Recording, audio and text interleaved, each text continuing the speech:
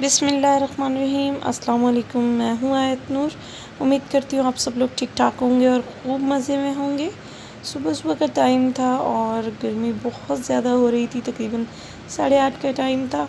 सारे घर के काम कर लिए और उसके बाद लाइट चली गई और बच्चे ऐसे ही लेटे हुए थे। गर्मी बहुत ज़्यादा लग रही थी तो मैंने सोचा गाँव की तरफ चले जाएँ। गाँव की तरफ आ गए और मैंने चना चाट बना ली थी थोड़ी सी, और तकरीबन ख़त्म हो चुकी थी। मैं भर के लाई थी, सब लोगों को दे दिया था। अब मैं खाने लगी थी तो ये अब मैं अपने लिए मसाला डाल रही थी। और ये जो यहाँ पे दरख्त लगे हुए थे उनकी छाँव थी।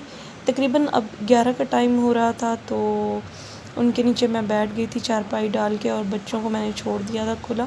और बच्चों को ये वाला माहौल बहुत पसंद है और हमने भी इसी मिट्टी में जाना है तो इस मिट्टी से कैसी नफ़रत। बहुत अच्छा लगता है, बहुत पुरसुकून माहौल था।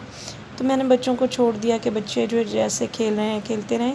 साथ में ही पानी जो है ट्यूबवेल चल रही थी और बच्चे पानी की बोतलें भर भर के ला रहे थे और मिट्टी के साथ ऐसे बर्तन बना रहे थे और खिलौने बना रहे थे और घर बना रहे थे। तो मुझे बहुत अपने बचपन की याद आ गई, बहुत अच्छा लग रहा था। और जो हस्बैंड हैं वो सामने आप देख सकते हैं कि वो गोदी कर रहे थे या चौकी कह लें। वैसे तो उनकी नौकरी है, जॉब करते हैं, तो वो आज उनका ऑफ़ था, लेकिन उनको ये काम करना बड़ा ही अच्छा लगता है और कहते हैं कि वर्जिश भी हो जाती है और इस तरह से जो है उनको बहुत अच्छा फ़ील होता है कि वो अपना जो काम है, थोड़ा बहुत जो मेहनत है वो ख़ुद से करें और उसका जब हमें अजर मिले तो वो उनको बहुत ही अच्छा लगता है। तो ये भी एक प्रोसेस है चौकी का कि ये जो कपास की फ़सल इन्होंने बीजी है, इसके साथ कोई घास या कोई भी एक्स्ट्रा जो कुछ भी उगता है तो वो उसको खींच देना, उसकी सफाई करना ताकि जो वो पौधे की जो पावर है उसको सक ना कर लें। और तकरीबन तबीयत मेरी अचानक बहुत ज़्यादा ख़राब होने लग गई तो मैं डॉक्टर के पास चली गई थी और डॉक्टर ने कहा कि मुझे बेड रेस्ट की ज़रूरत है और जो है अभी कुछ दिन और रहते हैं तो जो है तकरीबन 15 से 20 दिन और हैं मैं डिलीवरी में, तो मुझे बहुत ज़्यादा एहतियात की ज़रूरत है। तो ये मेरी सासू माँ जो हैं वो आ गई थी। अब जैसे ही वो आईं तो मुझे लगा कि वो मेरी खिदमत के लिए आई हैं, लेकिन ख़ैर वो आ गई थी। अब मुझे बनाना था खाना, साथ आप लोगों के साथ बातचीत भी चल रही है और मैं खाना भी बना लूँगी। आप लोगों से एक बात पूछनी थी कि शादी से पहले तो जो बहू होती हैं, होने वाली बहू होती हैं, वो बहुत प्यारी लग रही होती हैं। तो बाद में ऐसा क्या हो जाता है कि इस तरह का वो बन जाता है कि बहू जो है वो बेटी नहीं बन सकती और जो सास जो हैं वो कभी माँ नहीं बन सकती हैं।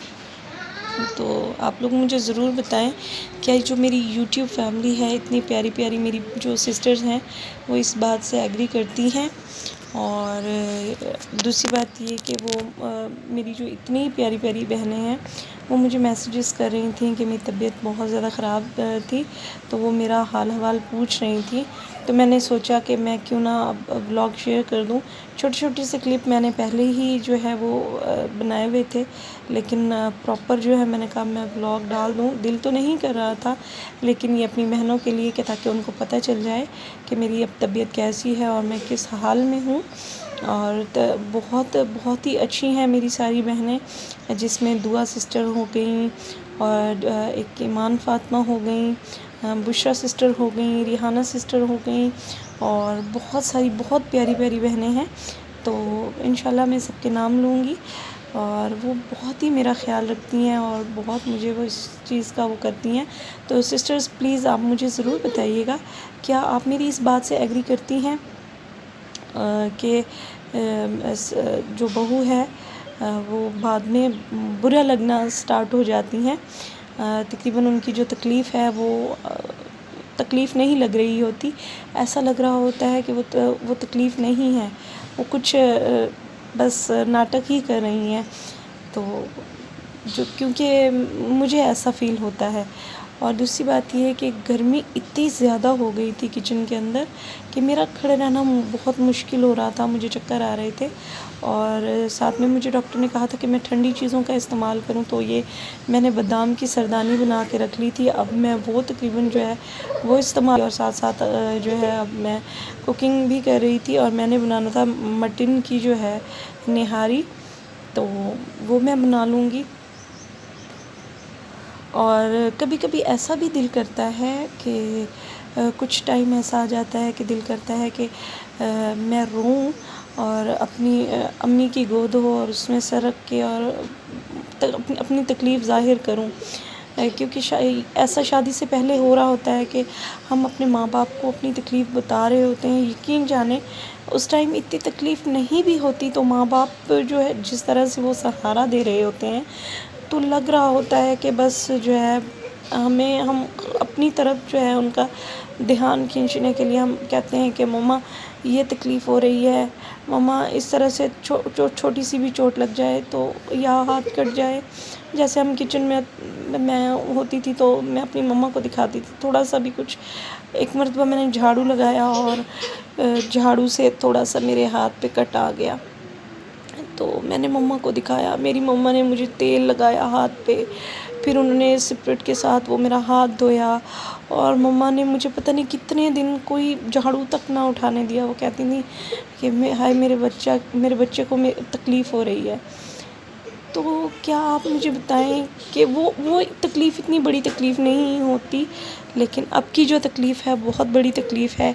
लेकिन वो माँ नहीं है मेरे पास, मम्मा बहुत दूर रहती हैं। तो अब मेरा दिल करता है कि मैं वैसे ही वो दौर वापस आ जाए, मैं मम्मा की गोद में सर रखूं और अपनी तकलीफ़ बताऊं कि मम्मा मुझे यहाँ तकलीफ़ हो रही है, मुझे इस तरह की तकलीफ़ हो रही है। तो मम्मा मुझे उसी तरह से जो है वो दिलासा दें। हो सकता है काफ़ी सारे लोगों को मेरी ये बात बुरी लगे, लेकिन उसके लिए मैं बहुत जो है माज़रत करती हूँ। लेकिन बस मैं यही पूछना चाह रही थी कि क्या ऐसा मेरे साथ ही हो रहा है या ऐसा हर किसी के साथ होता है, तो मुझे ज़रूर बताइएगा। लेकिन मैं ससुराल वालों की बुराई नहीं कर रही हूँ, लेकिन ऐसा हो नहीं सकता।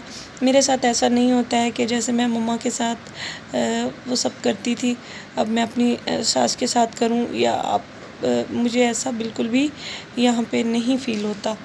तो ऐसा क्या करूँ, ऐसा कौन सा कदम उठाऊँ जिससे मेरे ससुराल वालों को जो है मैं बिल्कुल बेटी की जैसी लगूँ और वो मुझे बिल्कुल अपनी बेटियों की तरह ही प्यार करें और मेरी तकलीफ़ को तकलीफ़ समझें।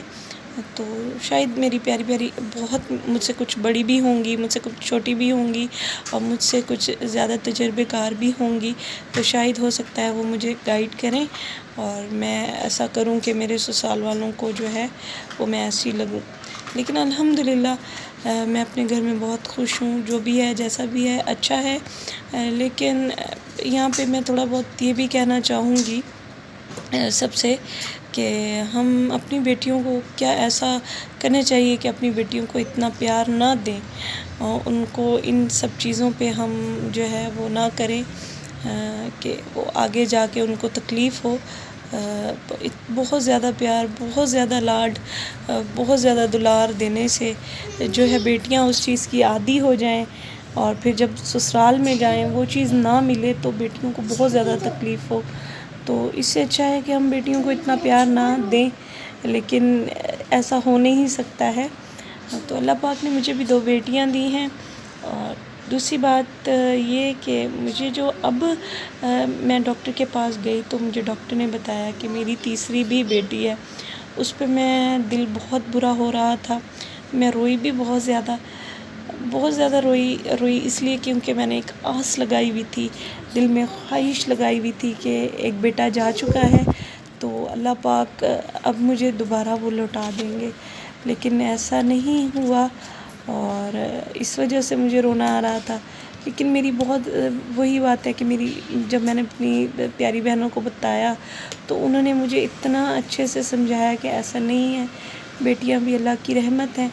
क्या पता मेरे हक़ में ये बेहतरी होगी, अल्लाह पाक ने मेरे लिए ये बेहतर सोचा होगा, इसीलिए वो मुझे जो है वो बेटी दे रहे हैं। तो मैं अल्लाह की हर रज़ा पे राज़ी हूँ। अल्लाह पाक जो भी दें, बेटी दें, बेटा दें, बस वो ज़िंदगी वाला हो, सेहत वाला हो और उसमें कोई ऐब ना हो, हाथ पाँव सलामत हों। बस मेरी अपने अल्लाह से यही इल्तिजा है, यही दुआ है कि ज़िंदगी और सेहत वाला दें। और ये देखें, मैं रूम की तरफ आई तो सासू माँ जो हैं वो बड़े खूब मज़े से एयर कूलर लगा के सो रही थी। अच्छा जी, निहारी की मैंने बुनाई कर ली थी और इसमें अब मैंने पानी डाल दिया था और ये थी मेरी फ़ाइनल लुक। और उसके बाद थोड़ा सा आटा डाला और एंड में मैंने उसको बघार लगा दिया। अगर वो क्लिप भी मैं शेयर करूं तो बहुत ज़्यादा लंबी हो जाएगी, मेरी जो वीडियो है, व्लॉग है, बहुत ज़्यादा लंबा हो जाएगा और आप लोग शायद मेरी बातों से बोर हो रहे हों। तो अगर कोई गलत बात लगी हो आप लोगों को तो माफ़ी चाहती हूँ। बहुत सारा अपना ख़्याल रखें, दुआओं में बहुत याद रखें। अल्लाह हाफ़िज़।